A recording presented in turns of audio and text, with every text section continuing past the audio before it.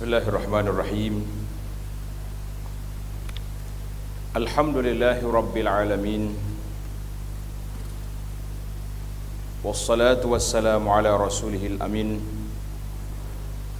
Nabiyyina Muhammad ibn Abdullah wa ala alihi wa sahbihi wa man sar ala nahjihi wa ihtada bihadihi wa istanna bisunnati ila yaumiddin, amma ba'd. Yang dihormati Fadil pengurusi majlis, pengurusi dan terkuasa masjid ataupun surau Al-Munawwarah, Tuan Haji Zainun, dan juga sahabat-sahabat yang bersama dalam rehlah haji 1437. Muslimin dan muslimat sekalian, Assalamualaikum warahmatullahi wabarakatuh. Alhamdulillah, kita bersyukur kepada Allah Azza wa Jalla kerana pada malam ini kita dapat bersama di masjid ataupun surau kita ini yang nama dia pun Al-Munawwar, maknanya yang bercahaya. Bila kita duduk di rumah Allah Azza wa Jalla, memang tempat bercahaya dengan rahmat Allah Azza wa Jalla dan juga dengan cahaya keimanan kita kepada Allah. Kerana Nabi sallallahu alaihi wasallam telah memberi suatu, Allah Subhanahu wa taala telah beri satu sijil penghargaan. Innama ya'muru masajidallah man amana billahi wal yaumil akhir. Sesungguhnya orang yang memakmurkan rumah Allah, iaitulah orang yang beriman kepada Allah dan hari akhirat. Maka rumah Allah yang kita sebut ini sebagai masjid ataupun surau, mana di tempat kita ni ada beza di antara masjid dengan surau dari sudut namanya,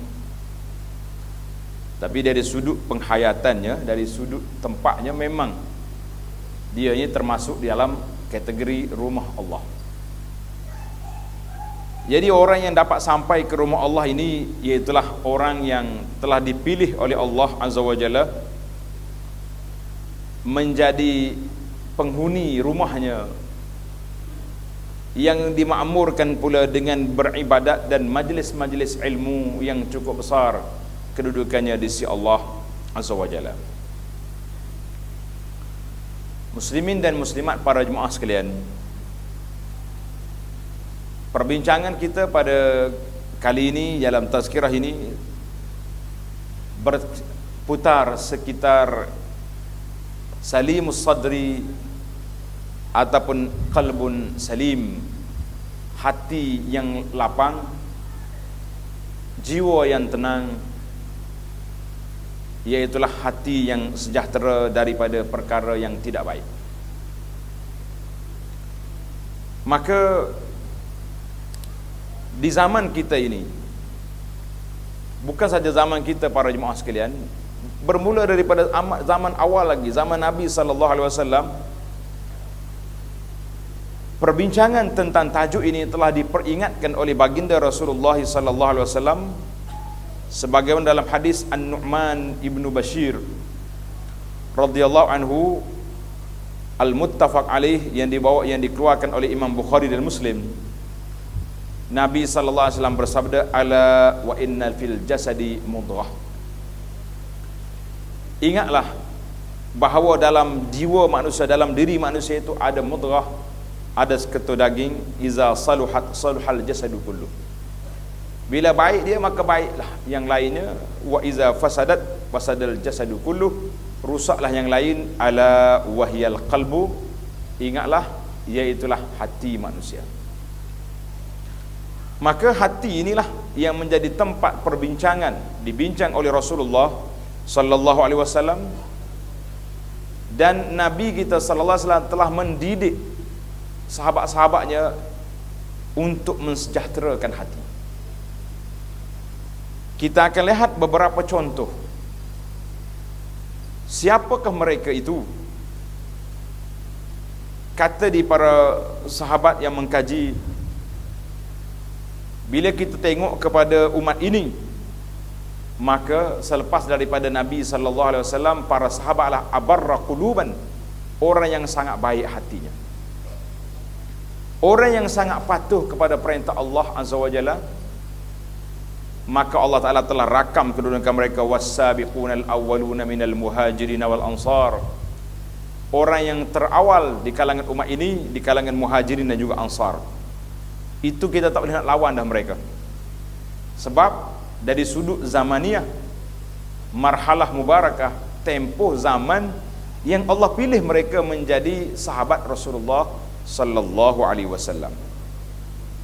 Jadi perbincangan tentang qalbu ataupun hati ini, perbincangan yang telah dibahaskan, dibincang oleh Nabi sallallahu alaihi wasallam, dan telah diberi peringatan kepada para sahabatnya, sehinggalah kepada zaman kita hari ini, maka kita sangat-sangat perlu kepada sifat berlapang dada, ceriakan minda kita dan tenangkan hati dengan berpandukan kepada tarbiyah ataupun didikan daripada Nabi sallallahu alaihi wasallam. Dalam beberapa siri penjelasan yang ana buat, mungkin di sini kita belum bincang lagi, iaitulah tentang hadis yang disabdakan oleh Nabi sallallahu alaihi wasallam, innama bu'istu liutammima makarimal akhlak.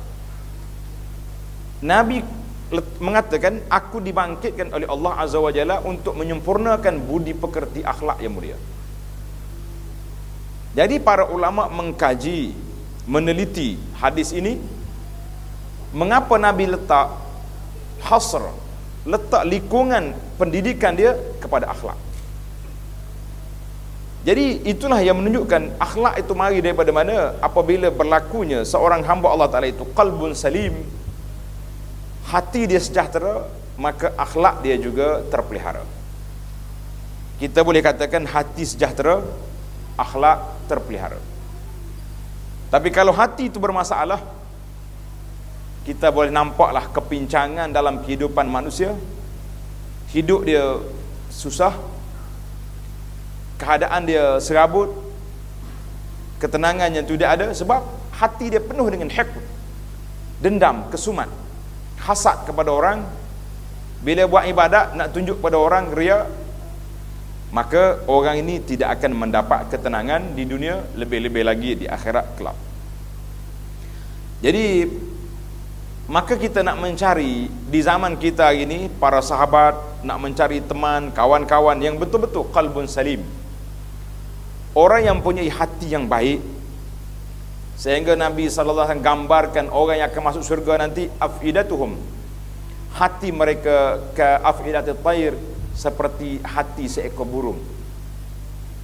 Orang kata burung ni kenapa dibanding dengan burung? Sebab burung ni hayawan yang memang tinggi dari sudut tawakal dia. Jadi pagi dia keluar dalam keadaan kosong perut dia, balik malam petangnya dalam keadaan yang sudah penuh. Itu Nabi kata, yadkhulul jannata aqwamun, akan masuk syurga beberapa kumpulan, afidatuhum mislu afidatit tayr, hati dia seperti hati burung. Jadi hati burung ni lembut, dia lembut, dan dia juga bersifat tawakal kepada Allah azza wa jalla. Maka nak mencari orang yang mempunyai hati yang sejahtera, yang baik ini di zaman kita ini agak payah. Namun tak boleh kita kata tak ada orang baik zaman kita. La, masih lagi wujud. Sebagaimana dalam hadis Nabi kata, ummati kal ghais, umat aku ini diibarat seperti hujan.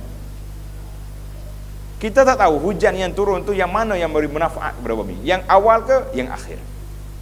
Maka umat Nabi sallallahu alaihi wasallam ini memang kita tak boleh nak bandingkan tentang fadailus sahabah, mereka itu orang hebat, tetapi kehebatan para sahabat itu, hati yang baik itu terbawa sampai ke hari kiamat. Jadi Allah SWT telah sebut kepada kita, tuan-tuan boleh tanda dalam suratul Hasyri, dalam suratul Al-Hashr ayat yang ke-9, wa man yuqa syuhha nafsihi fa ulaika humul muflihun.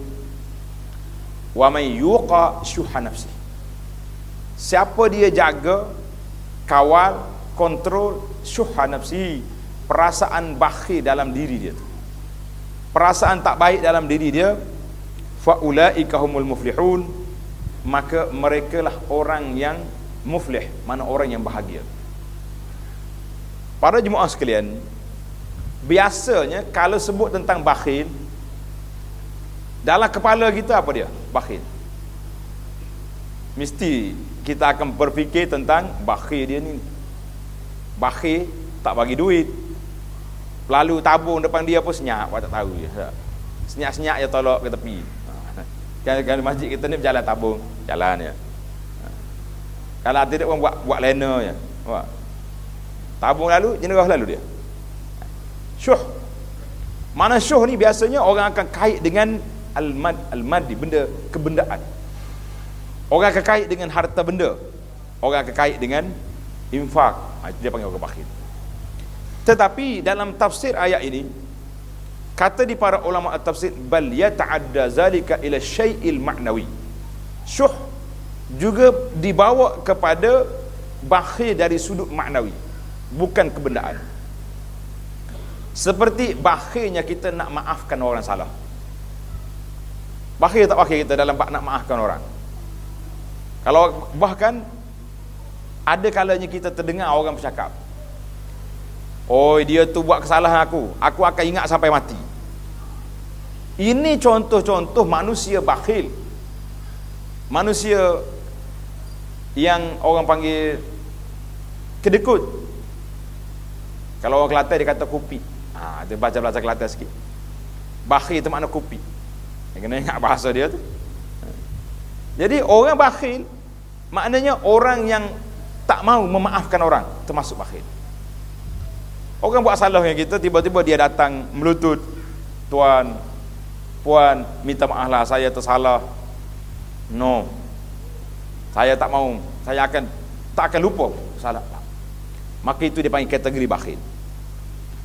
Dan termasuk dalam bakhil juga salamatus sadri, jiwa dia sempit, tak boleh menerima kesilapan orang, tak boleh memaafkan. Mana kesalahan orang buat memang agak suka.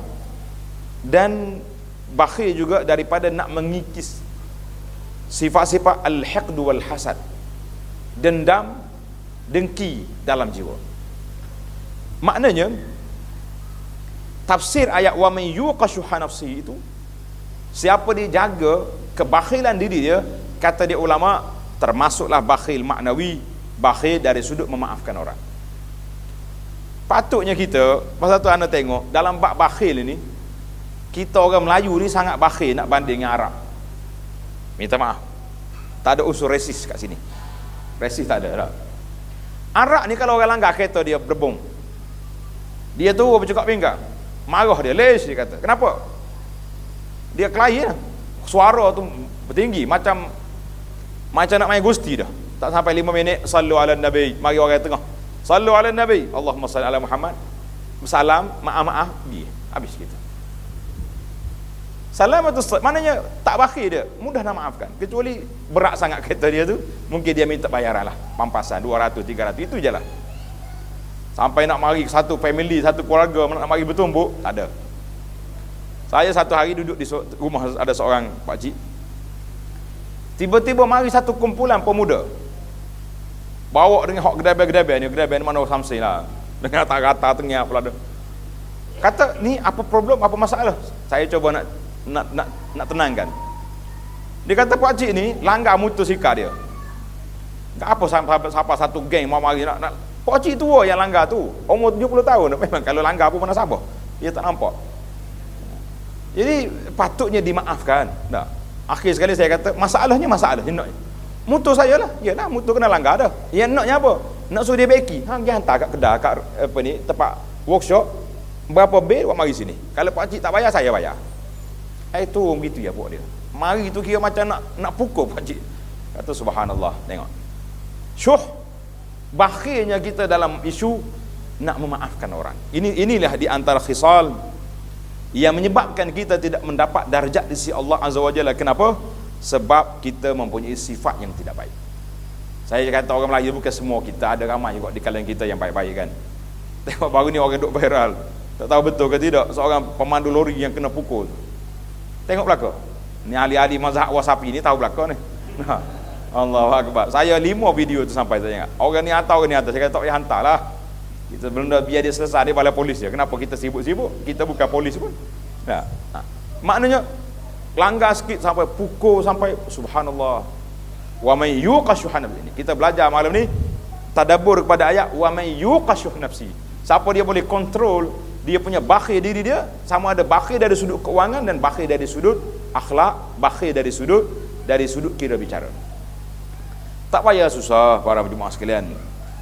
Nabi SAW sebut rahimallahu ra'an. Allah Ta'ala bagi rahmat kepada seorang samhan fil bai'i wa samhan fil syira. Mudah dalam jual, mudah dalam beli. Kita ni kadang-kadang kita pergi nak beli dengan makcik jual di pasar pagi, kita tawar, Masya Allah tabarakallah, macam tak ada harga sayur kawan tu. Betul tak? Makcik berapa ni weh? RM3, minta RM1 dengan makcik tu. Engkau pergi supermarket, aku tawar di supermarket, boleh tak boleh? Tunggu pagi sampai gelap, tutup kedai, tak boleh tawar lagi. Tapi dengan makcik lagu ni tidak ada samhan fil bai' wa fil syira. Subhanallah. Nabi ajar. Patutnya Allahu Akbar, makcik apa lagi? Kan makcik-makcik kita duk jual dengan baku sayur dia tu. Patutnya baki duit pun tak ambil lah.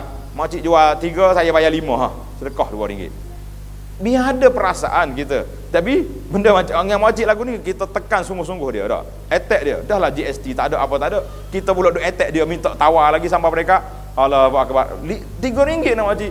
Bagilah dah RM5 3 jadi minta tawar lagi. Nabi kata Allah Ta'ala beri rahmat kepada seorang yang samhan, orang yang mudah dalam jual beli, orang yang mudah berkira, tak banyak bicara. Allah. Jadi kita di sinilah.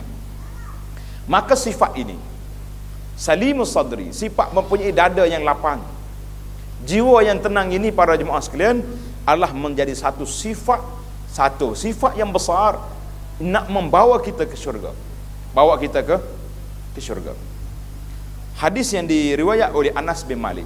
Hadis ni para jemaah sekalian sangat masyhur, tapi saya ulang sekali lagi sesuai dengan tajuk kita ini supaya boleh kita ingat. Kata di Anas radhiyallahu anhu. Ambil tajuk cerita ni menarik. Kunna julusan ma'a Rasulillah sallallahu alaihi wasallam. Kata di Anas, kami duduk bersama dengan Nabi sallallahu alaihi wasallam. Faqal, tiba-tiba Nabi beritahu, yatla alaikum al'an rajulun min ahlil jannah. Nabi kata akan masuk daripada sini nanti seorang laki-laki calon ahli syurga. Kita kalau bunyi macam ni semangat terus nak tengok dah siapa orang ni. Boleh jadi orang yang masuk ni begini dia punya serban, besar, hebat.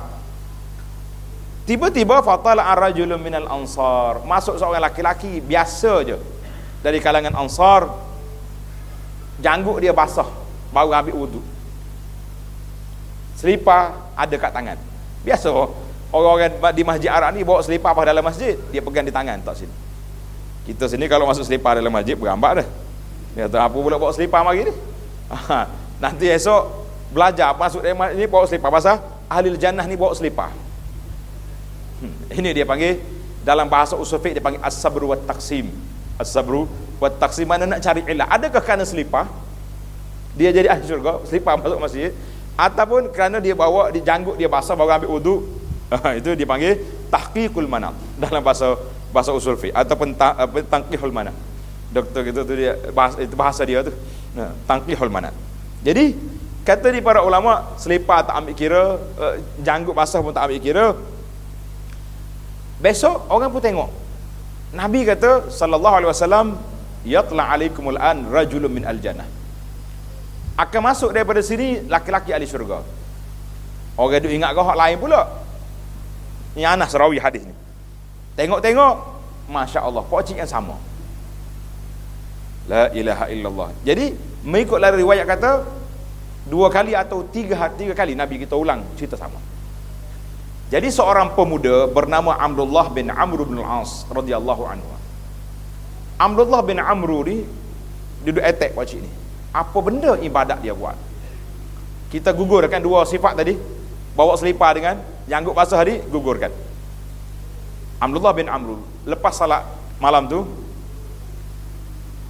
dia pergi jumpa pakcik. Pakcik, boleh tak saya nak tumpang balik tidur sama pakcik? Pak cik ni memang sifat dia ahli syurga. Kalau orang lain tanya dah, buat apa nak pergi rumah aku? Tidur kat masjid senang. Tengok cara dia interaksi pun mudah. Nak tidur rumah pak cik, boleh je, mari. Dia minta nak izin nak tidur 3 malam. Ini dia panggil hak tetamu berapa hari? 3 hari. Jadi kalau pergi rumah kita 3 hari, tak boleh kita halau keluar. Homestay 3 hari. Baru jadi dah. Ni homestay sungguh. Ni homestay zaman kita ni tak ada. Homestay kena bayar. Ni patutnya homestay tak ada bayaran. 3 hari itu hak tetamu. Jadi Abdullah bin Amr duduk perhati tengok, apalah pak cik ni buat. Falam yarahu yaqum minal lail. Malam pertama dia kata aku tak tengok dia bangun malam. Mana pukul 1, pukul 2 bangun tahajud dah. Kita ni kalau ada orang tidur kat rumah, awal lah sikit bangunnya. Kau macam mana dah? Ada tamu malam itu. Biasa tahajud 5.30, malam ni pukul 5 lah kot dah. Baca apa kuat sikit, bunyi. Ada tamu. Pak cik ni cool. Dia buat apa yang biasa dia. Dia tak tunjuk, bukan nak menunjuk. Kecuali kata dia Amru iza ta'ara, bila dia sedar, dia balik waktu tidur dia akan zikir. Kan ada zikir orang ajar tu, la ilaha illallah la syarikalah tu, zikir malam. Sehinggalah masuk waktu fajar baru dia bangun. Dan kata dia Abdullah bin Amru, ghaira anni lam asma'hu yaqul illa khaira. Sepanjang 3 malam saya di rumah dia, saya tak pernah dengar ucapan dia yang tak baik. Maknanya orang yang sangat jaga lidah dia, jaga percakapan dia, tak cakap baik. Bila cukup 3 malam, kata dia Abdullah, pakcik, minta maaf lah, saya sebenarnya minta izin nak tidur tu, saya kata tak boleh balik rumah, clash dengan ayah. Tak ada masalah apa-apa, saya dengan ayah saya baik je. Cuma saya mari nak tengok, sebab Nabi SAW bagi tahu kepada kami, seorang laki-laki dari kalangan ahli syurga masuk pintu ni 3 kali. Orang itu adalah pakcik. Jadi bila saya duduk tengok, saya mari nak belajar dengan pakcik, nak tengok apa ibadat yang dibuat, apa amalan yang dibuat untuk saya ikuti. Kata di pakcik, ma huwa illa ma ra'ait. Pakcik ni tak ada ibadat apa-apa kecuali apa yang awak tengok. Yang awak tengok kita tidur 2 tu je lah, tak lebih daripada itu. Jadi kecewa lah Abdullah bin Amr ni. Tak munasabah. Munasabah ke tak munasabah? Takkanlah tak ada benda yang pelik, yang ajaib ni. Takkan tak ada benda yang pelik lain daripada ni. Dia pun nak balik. Minta izin nak balik. Falamma wallaitu da'ani. Bila dia nak pergi, pakcik terpanggil, "Ta'al. Mari dulu." Dia kata, amalan yang pakcik buatnya itu je lah yang kamu tengok. Ghaira anni la ajidu fi nafsi li ahadin minal muslimina ghisya. Tanda tuan-tuan, ini kriteria calon orang nak ke syurga. Ibadat saya simple. Maknanya kalau kita tengok banding ibadat dia dengan kita hari ni, lebih kurang je. Pergi solat jemaah, balik solat tahajud sikit, witir, tidur, sama itu, lebih kurang dah. Dia kata, tetapi saya ni tidak ada dalam hati saya perasaan yang nak menipu orang Islam, tak ada. Wala ahsudu ahadan, dan saya tidak hasad kepada mana-mana orang. Ala khairin a'ta'ullah, ya, orang yang dapat kebajikan, dapat nikmat, dapat anugerah, saya tak pernah dengki dengan dia. Maknanya orang ni memiliki hati yang sejahtera, dada yang baik. Faqala Abdullah, kata dia Abdullah bin Amru, hadhihi allati balaghat bika. Pakcik, inilah yang menyampaikan tuan kepada darjat ini, darjat ahli syurga. Wahyal lati la nutiq, kami tak mampu nak ikut. Itu di kalangan sahabat. Mereka kan, kami tak mampu nak ikut. Hadis ini dikeluarkan oleh Imam Ahmad. Kata di Ibnu Katsir, isnaduhu sahih. Jadi maka dihuraikan oleh para ulama, kata-kata Abdullah bin Umar ini menunjukkan bahawa yusyila khuluwihi wa salamatihi. Orang ni hati dia kosong daripada sifat-sifat yang tidak baik. Jadi para jemaah sekalian, inilah yang menjadi persoalan ataupun perkiraan kita pada hari ini. Apa yang boleh kita buat? Bagaimana kita nak menyelamatkan hati kita daripada sifat-sifat yang tak baik ini? Sedangkan di zaman kita hari ini, zaman keruntuhan hak asasi manusia. Kalau orang dakwa human right, hak asasi, demonstrasi sana sini, kita kata itu semua tu cakap-cakap saja. Tak, demonstrasi apa yang kita boleh buat? Boleh ambil gambar, boleh lah. Tak, masuk dalam video tunjuk. Tapi kesannya macam mana? Hari ini masyarakat kita terlatih, dididik untuk bercakap hal orang, mengata kepada orang, dan boleh nak mendedahkan, nak membongkar apa saja yang kita tak setuju. Bermakna hati pada saat itu sudah bermasalah. Sudah bermasalah. Tengok pakcik ni, oleh kerana dia ni hati baik, kita tak payah duduk bincang orang lain, bincang kita. Bilakah kita mampu untuk nak bercakap, nak komen, nak mengeluarkan tuduhan, jatuh hukum kepada orang? Bila kita sakit hati pada orang tu. Betul tak? Orang yang kita sayang, kita tak akan kata. Tapi orang yang kita dengki, orang yang kita hasad, orang yang kita benci, maka di saat itu semua mekanisme yang kita ada, kita akan gunakan. Facebook boleh tulis, WhatsApp group habis masuklah ke dalam tu. Tak. Jadi zaman kita gini, dia panggil apa ni? Mazhab wasafi. Orang sini pun mazhab sama ke tak? Kau tak pakai mazhab ni? Ada daftar ahli dah. Dia panggil mazhab wasafi ni, ada belaka lah, Masya Allah, tabarakallah. Kata orang yang tak ada mazhab ni, orang yang pakai handphone cak ayam je. Tu tak ada mazhab. Cak ayam, tak boleh main WhatsApp dah. Boleh panggil telefon je, gambar pun tak boleh nak hantar. Jadi kalau nak selamat, balik semula ke telefon kita. Hak zaman dulu ni, apa dia panggil 320 ke apa benda dia, Nokia tu. Tu kalau lontar anjing pun mati. Gagah dia lah. Tak ada hang tak ada. Jadi nak selamat balik kau tu. Kalau tidak, memang bermasalah. Jadi hari ini dalam hadis Hajjatul Wada', Nabi SAW telah sebut, inna dima'akum wa amwalakum wa a'radakum haramun alaikum kahurmati yaumikum hadza. Inna dima'akum, darah kamu, wa amwalakum, harta benda kamu, wa a'radakum, dan kehormatan diri kamu, haramun alaikum kahurmati yaumikum hadza, haram ke atas kamu untuk kamu sentuhnya sebagaimana haramnya hari kamu ini, iaitulah hari haji, Hajjatul Wada'. Haramnya di bumi tanah haram.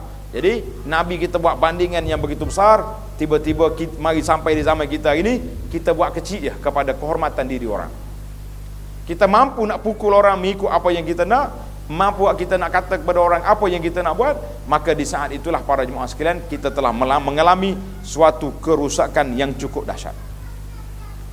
Di zaman Nabi SAW, tuan-tuan tengok dalam suratul Hasyri yang kita baca tadi, suratul Hasyri, ayat yang terawal sebelum daripada itu, iaitulah walladzina tabawwa'ud dara wal imana min qablihim yuhibbuna man hajara ilaihim wa la yajiduna fi sudurihim hajatan mimma utu wa yu'siruna ala anfusihim walau kana bihim khasasah. Awal ayat wa man yuqa syuha nafsihi tadi. Jadi Allah kata walladzina tabawwa'ud dar wal iman, orang yang telah penduduk Madinah, yuhibbuna man hajara ilaihim, sangat sayang mereka kepada orang berhijrah kepada mereka. Orang Madinah sangat sayang dan suka dia kepada siapa? Kepada orang Mekah mari ke Madinah. Jadi kita hari ini pun kadang-kadang kita sayang kepada orang-orang lain yang mari di tempat kita. Alhamdulillah, orang yang bawa benda yang baik kita sayang. Tapi apa sifat mereka? Sifat sahabat yang digambarkan oleh Allah Azza wa Jalla, wala yajiduna fi sudurihim hajatan mimma utu. Tidak ada dalam dada mereka itu hajat terhadap apa yang mereka beri. Jadi orang Madinah sambut orang Mekah bukan sakat sambut bagi tempat duduk saja, Bukan sakat dia kekang dia punya jiwa tak mau bakhil tadi dengan tempat beri, harta dia beri. Aku ada kebun, awak nak sebut mana? Bahkan dalam kitab sirah kata sampai mereka isteri dia pun dia sanggup nak ceraikan kalau sahabat Madinah ni, Mekah ni berkenan kepada isteri dia. Cerai, ambil. Abi Haidah boleh kahwinkan. Tapi tuan-tuan kena ingat, gambaran itu jelas tapi tidak berlaku. Orang Mekah juga orang yang punya jiwa yang baik. Orang yang tenang. Pasal itulah bila Abdul Rahman bin Auf radhiyallahu anhu apabila dipersaudarakan dengan orang Ansar, dia kata, Abdul Rahman, mun nak mana? Abdul Rahman kata, dulluni ala suqil Madinah. Saya tak nak harta kamu. Tunjukkan aku di mana ke pasar di Madinah. Dia mulakan perniagaan. Jadi, di saat itu orang baik, orang yang menerima tetamu juga baik dan tetamu juga baik. Tapi kalau zaman kita hari ni, kalau kita kata tak, rumah saya ni macam rumah sendiri, ini hati-hati. Ni ada setengah orang lagi rumah dia kata, buat macam rumah sendirilah. Jangan. Lama dia bawa lori bagi akak kita punya almari, kita punya sofa, nak buat macam mana? Bila kita marah dia kata, kata buat macam rumah sendiri. Berat kita tak? Jadi kita kena bercakap di zaman kita hari ni, zaman orang yang tak apa-apa nak reti dari sudut adab kira bicara. Suruh ambil sungguh. Suruh ambil sungguh. Kadang-kadang tak faham dia. Ada orang pergi kedai Arab. Arab kata, ambil apa yang mau. Dia ambil sungguh. Keluarnya pergi dari Pak Arab, itu bayarlah dulu dia kata. Tadi kata bapak suruh ambil. Kata subhanallah, dalam kedai kan ni. Bukannya majlis kenduri, kita pun tak faham. Kadang-kadang ni apa dia ni? Pemuda-pemuda kita dia letak buku di luar. Jadi saya kata sahabat apa tuan-tuan siapa nak buku ni boleh ambil di luar. Lepas hisapnya ambil sungguh tak bayar. Berlaku dia gitu. Berambaknya pokok ni kata bayar apa cik? Dia kata ustaz kata ambil tadi. Yalah ambil ke hak orang jual kata ambil pun tahulah barang tu. Tengok dia panggil suasana tak faham.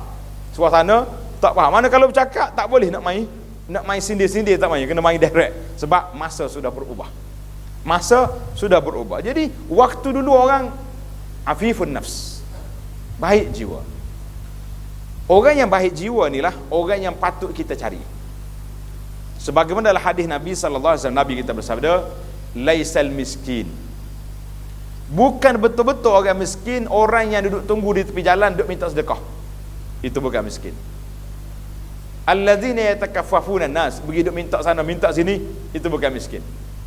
Tapi orang betul-betul miskin, orang yang dia miskin, orang pun tak tahu dia dan dia pun tak minta. Maka Nabi kata itulah sedekah yang paling baik untuk kita beri kepada siapa? Kepada orang-orang yang memang memerlukan tapi mereka tak minta. Jadi saya syorkan kepada ahli atau kuasa masjid mana-mana, surau mana-mana, kita tubuhkan AJK penyiasat dalam qaryah kita. Mungkin orang di Putrajaya ni tak sesuai kot, semua orang duduk sini kaya-kaya belakon. Rumah dia apa tinggi-tinggi semua, martabat tinggi belakon duduk. Tak martabat tinggi orang main 4-15 tingkat ni di kampung-kampung kita. Kena siasat. Kadang-kadang ada orang yang masya-Allah tabarakallah afifun nafs, tak minta dengan orang. Kalau ada makan dia makan, kalau tak ada makan tak ada. Nah. Tadi dalam kuliah tasawuf saya, dalam tajuk a'malul qulub, amalan hati. Tengok dalam YouTube tajuk dia aplikasi hati. Ni ahli penerbit kita tulis aplikasi hati. Ada seorang syekh di Maru. Maru ni nak. Jadi orang mari tanya dia tanya seorang pemuda, apakah makna sabar? Apakah makna sabar yang kamu faham? Pemuda tu tanya Tok Syekh. Syekh kata, sabar itu iaitulah bila ada makan kita makan, bila tak ada kita sabar. Macam mana tuan-tuan? Betul tak definisi sabar lagu ni? Ada kita makan, kalau tak ada kita sabar. Macam betul? Tak? Macam betul. Jawab di pemuda Marwu, dia kata, Syekh, kalau itu definisi sabar yang tuan bawa, sama je kita dengan anjing. Nyo banding berat Tok Syekh tu kena malam tu. Kita pun syekh-syekh ni jangan duduk banding belak-belak. Nyo sekalinya sembak dia pemuda rebah kita. Dia kata, Syekh, haza tidak ada beza di antara kita dengan anjing. Anjing lah gitu juga. Kalau ada makan dia makan, kalau tak ada dia terjelir lidah situ. Jadi apa maksud sabar yang kamu faham? Kata Tok Syekh ke pemuda ni. Pemuda kata sabar itu apabila kita dapat nikmat, kita bahagi-bahagikan sedekah, infak fisabilillah, kita cari orang-orang yang betul yang ada, bila tak ada kita pergi cari, kita pergi berusaha. Itu sabar yang kami faham. Tuan Syekh kata benar, kalau tidak kita ni setara dengan anjing. Subhanallah. Jadi ini main-main. Abdurrahman bin Auf radhiyallahu anhu wa arda, waktu dia tawaf, dia banyak berdoa, Allahumma qini syuhan nafsi. Tanda tuan-tuan, doanya ringkas pendek. Allahumma, kata sekali, qini syuhan nafsi. Ingat dah, Allahumma, rakamlah baru ingat, Allahumma qini syuhan nafsi. Cuba kata syuha nafsi. Kita mengajar ilmu ni biar boleh buat selalu, tak seduk mikir banyak-banyak. Jadi kalau kata saya nanti saya bagi ijazah boleh dapat, jadi tak apa, nak amal selalu hari ni. Allahumma qini syuha nafsi. Maksud dia, ya Allah, jagalah hak diri aku ni daripada bakhilnya nafsu. Abdurrahman bin Auf, tajir, milioner kalau zaman kita hari ni, jutawan. Saya tak tahulah senarai ke berapa zaman tu. Maknanya orang terkaya yang ke berapa di zaman Nabi sallallahu alaihi wasallam, tapi termasuk dalam orang senara orang kaya. Dia kata apa? Ya Allah, jagalah diri aku ni daripada syuh nafsi, daripada kebakhilnya diri aku. Faqala lahu rajulun, ya Syekh, ma aksara man tad'u bihadza. Kenapa Tuan Syekh banyak sangat ada doa dengan benda ni, dengan doa ni? Kenapa?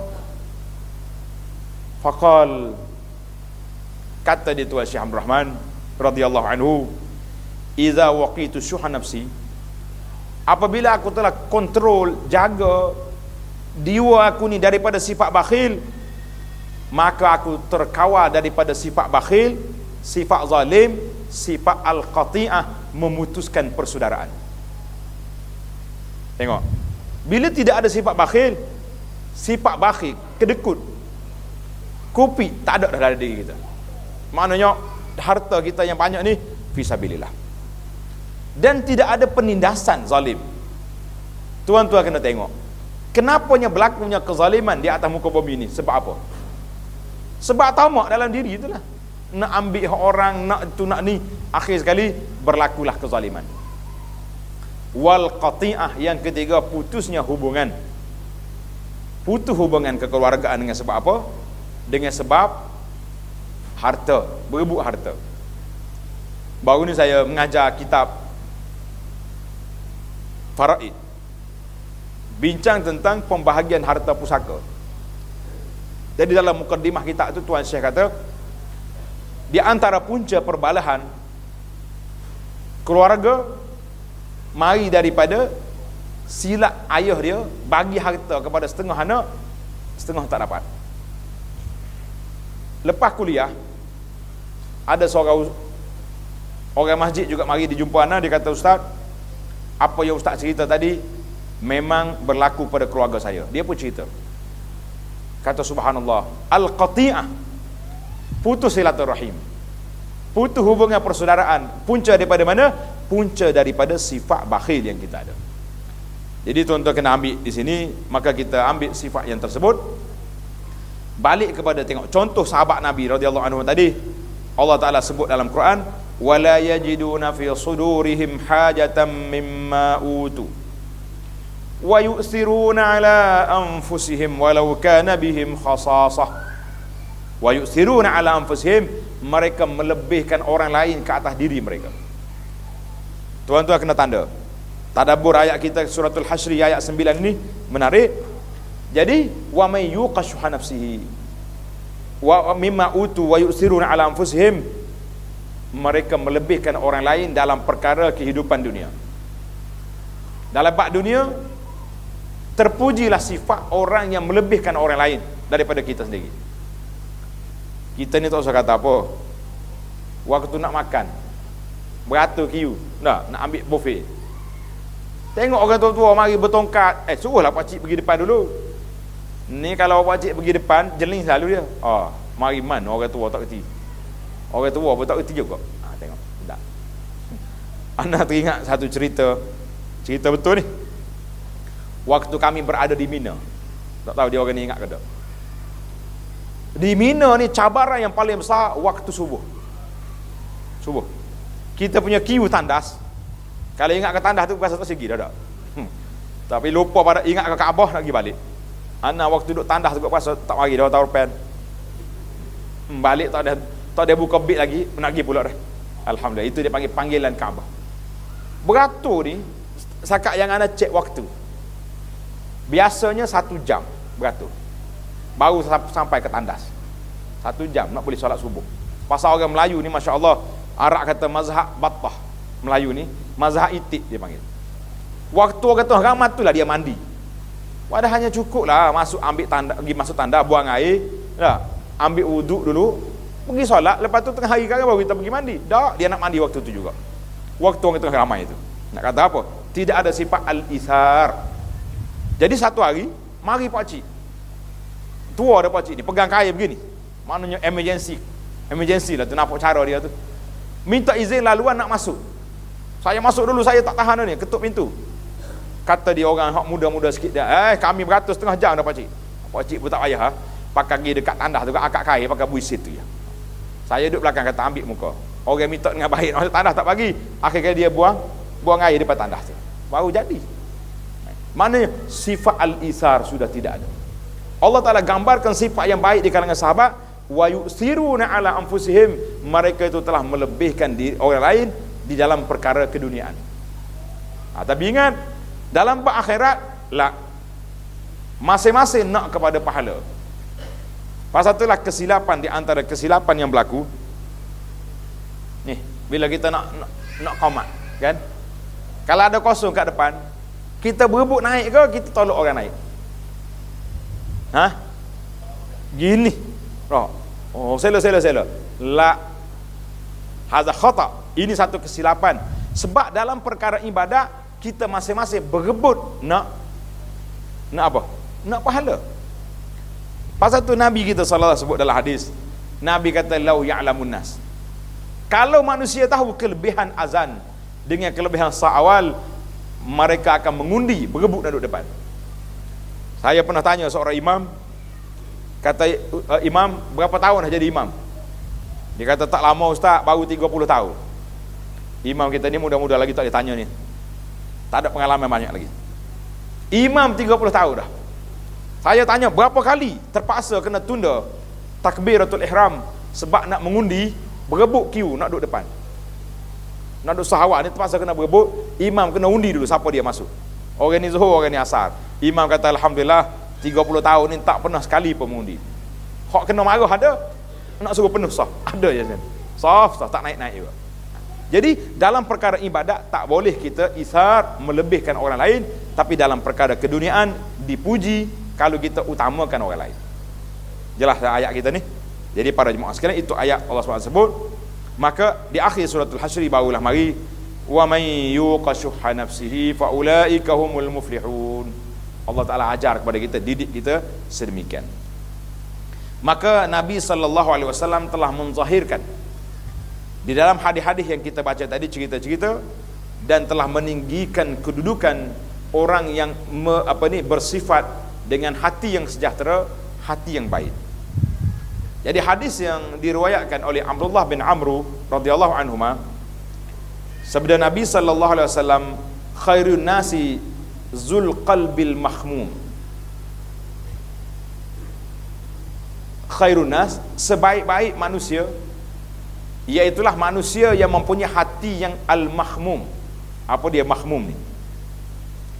Wal lisanis sadiq, dan lidah yang benar. Qila, para sahabat bertanya, ya Rasulullah, apakah makna al-qalbul mahmum? Tulis, kalau boleh tulis, al-qalbu al-mahmum dengan kha, mahmum. Kata Nabi sallallahu alaihi wasallam, Nabi kita hurai balik, sebaik-baik manusia ialah orang yang punya hati yang mahmum, ai at-taqiyun naqi. At-taqiyu an-naqi, maknanya orang yang bertakwa, orang yang bersih hati dia. Alladzi la isma fihi wala baghi wala hasad. Nabi letak 3 perkara. La isma, tidak ada dosa. wala baghyu, tidak ada permusuhan, wala hasad, dan tidak ada sisi hasad. Jadi ini dia panggil orang yang paling baik, iaitulah orang yang punya hati yang baik tentang terhadap orang lain. Wal lisanus shadiq, dan lidah yang benar, maknanya orang yang tidak bercakap dusta, tidak bercakap benda-benda yang tidak baik. Maka para jemaah sekalian, hadis ini riwayat Ibnu Majah. Di akhir hadisnya Nabi katakan mukminun fi khuluqin hasan, orang mukmin yang baik itu orang yang mempunyai akhlak yang sangat mulia. Jadi saya nak simpul balik apa yang anda sebut tadi, kaitan kelebihan lapang dada hati yang sejahtera ini dengan apa yang disebut oleh Nabi sallallahu alaihi wasallam di awal tadi. Nabi kata apa? Innama bu'istu, ingat balik, innama bu'istu liutammima makarimal akhlak. Aku dibangkitkan oleh Allah Ta'ala untuk menyempurnakan budi pekerti, akhlak yang mulia. Akhlak yang mulia. Jadi saya duduk perhati tengok pandangan perbincangan para ulama dalam masalah ini. Dia kata dakwah Nabi ni dia punya paksi dia tauhid pada Allah Azza wa Jalla. Betul tak? Dakwah dia duduk mana? Tauhid. Tiba-tiba Nabi bawa satu hadis meletakkan satu kurungan, ajaran aku ini nak betulkan akhlak. Jadi disitulah para ulama membuat kesimpulan bahawa akhlak dengan tauhid itu dua perkara yang mesti dimiliki. Tak semestinya orang ada tauhid ada akhlak. Tak semestinya orang ada akhlak tu ada tauhid. Tuan-tuan yang duduk di pejabat, duduk di kerja dengan orang-orang, berkawan dengan orang bukan Islam, non Muslim, ada tak ada dari kalangan orang non Muslim yang punya jiwa yang baik, akhlak yang baik, tak pernah menipu, tak pernah kacau orang, duduk di pejabat pun tak pernah kita dengar dia mengumpat orang pun tak ada. Dia jaga lidah dia. Ada ke tak ada? Ada. Khuluq, orang ni berakhlak tapi dia tidak ada tauhid, dia kafir. Musim-musim belah kelapa dia. Ni ada orang dah atas gambar mari, dia kata sedih waktu orang sibuk dengan belah kelapa. Ada juga anak-anak orang Melayu pergi sibuk tolong bawa makcik-makcik tu pergi naik atas bukit. Ini kesilapan kita, salah memberi kepahaman kepada masyarakat. Berbeza di antara perhimpunan agama dengan perhimpunan budaya. Kalau benda yang terlibat dengan agama tak boleh hadir. Kita memang toleransi dalam sudut kaum, tapi dalam masalah agama yang melibatkan dengan ibadat mereka tak boleh kita campur. Orang Islam tak boleh campur dalam perkara ini. Jadi kita kena tengok beza di antara ibadat, akhlak dengan tauhid. Orang bertauhid sepatutnya orang ada akhlak. Tapi kadang-kadang ahli tauhid, orang yang ada tauhid ni masya-Allah tabarakallah, kita tengok dia warak di alam masjid dengan solatnya, dengan jubahnya, dengan serbannya, dengan penampilan, dengan tasbihnya besar. Nah, tapi sekali orang tersalah langgar dia punya selipar dia, keluar masjid selipar dia yang langgar masuk dalam parit, maki sumpah macamlah orang tu buat dosa besar, berzina depan masjid. Tengok ni, ingat baik, manusia memerhatikan orang ni ada akhlak ke tak ada akhlak. Orang ni baik setara mana kita pun, orang tengok kepada penampilan kita, tengok kepada akhlak kita. Maka akhlak itu menjadi satu mercu tanda kepada beragama yang benar seorang itu, maka dia berakhlak. Jadi akhlak Allah Ta'ala ajar kepada kita. Nabi SAW mari dihantar oleh Allah Azza wa Jalla untuk apa? Liutammima makalimat akhlak, untuk menyempurnakan budi pekerti dan akhlak yang mulia. Jadi para jemaah sekalian, di antara doa yang diajar, yang dibawa oleh para sahabat, contohnya kata Abu Bakar radhiyallahu anhu, pernah satu hari dia minta supaya Nabi kita ajar doa ni. Maka Nabi kita ajar dia. Cuba kita kata doa ni, ulama hadis ada yang mengatakan dia ni dhaif, ada yang mengatakan dia hasan. Cuma yang menghasankan hadis itu dia kata min babi fadail. Jadi kita ambil dalam bab doa. Dalam bab doa kita boleh baca, cuba kata Allahumma Inni a'udzubika an usyrika bika syai'an wa ana a'lam wa astaghfiruka lima la a'lam. Tengok Nabi kita ajar apa? Allahumma inni a'udzubika, ya Allah aku minta berlindung denganmu daripada melakukan syirik terhadapmu, wa ana a'lam, sedang aku tahu, wa astaghfiruka lima la a'lam, dan aku minta ampun dengan perbuatan-perbuatan yang aku tidak tahu. Ini dia panggil penjagaan hati kita ni sangat penting para jemaah sekalian. Maka di dalam kita nak jaga diri kita ni daripada sifat bakhil, sifat yang tak baik ini, kita kena baca doa yang diajar oleh Nabi sallallahu alaihi wasallam. Allahumma ati nafsi taqwaha wa zakkiha anta khairu man zakkaha. Ya Allah, berilah kepada hati aku ni taqwaha, ketakwaan. Wa zakkiha anta khairu man zakkaha, dan bersihkanlah hati aku ni, kerana engkaulah orang yang Tuhan yang boleh membersihkan hati kita. Jadi para jemaah sekalian, di antara doa yang diajar oleh Allah Azza wa Jalla kepada kita, iaitulah Rabbana ighfir lana dzunubana wal ikhwanil ladzina sabaquna bil iman wa la taj'al fi qulubina ghillan lil ladzina amanu wa la taj'al fi qulubina ghillan lil ladzina amanu Rabbana innaka raufur rahim. Tanda suratul Hasyr ayat 10. Jadi malam ni kita bincang tentang surah Al-Hasyr saja. Tulis ayat berapa? 10. Ambil buat doa. Ambil bermula daripada ayat Rabbana. Jangan ambil depan tu. Kamu duk baca doa wallazina ja'u min ba'dihim yaqulun. Macam ada setengah jemaah ni kalau ada orang mati, qalu inna lillah. Jadi qalu tu tak payah dah. Inna lillah tu yang nak bacanya kan. Qalu tu jangan. Jadi kita doa ni macam tu juga. Pasal itulah doa ni kena belajar. Belajar dengan ustaz-ustaz. Ni. Kadang-kadang orang pergi haji, dia baca buku doa dia beli. Pergi umrah. Pergi umrah sampai dekat Kaabah, baca buku doa. Doa tu doa haji. Duk mai Allahumma ja'alhu hajjam mabrura. Tu arak sebelah jeli tengok. Boleh berapa dia ni? Dah. Hajjam mabrura dah. Baru boleh Rabiul Awal hajjam mabrura. Mana bukan? Kalau kita kata lepas raya, musim haji dah.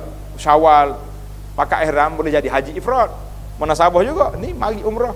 Pergi duk baca doa haji. Kena baca doa. Doa ni biar kita pandai belajar doa yang betul kan.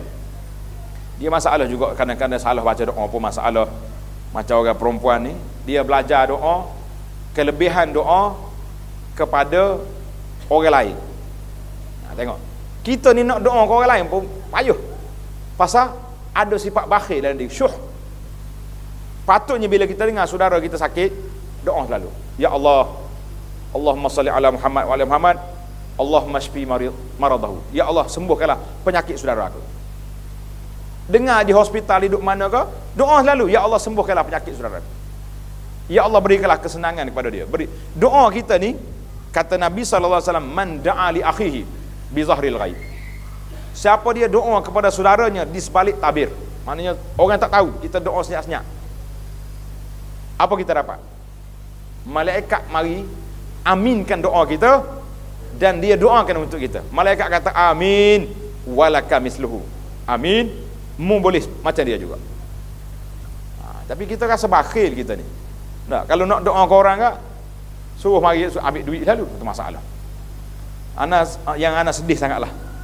Minta maaflah sahabat-sahabat kita di kalangan para asatizah. Ya kita boleh muhasabah. Kadang-kadang makcik ni mari jauh. Ustaz nak tolong doa.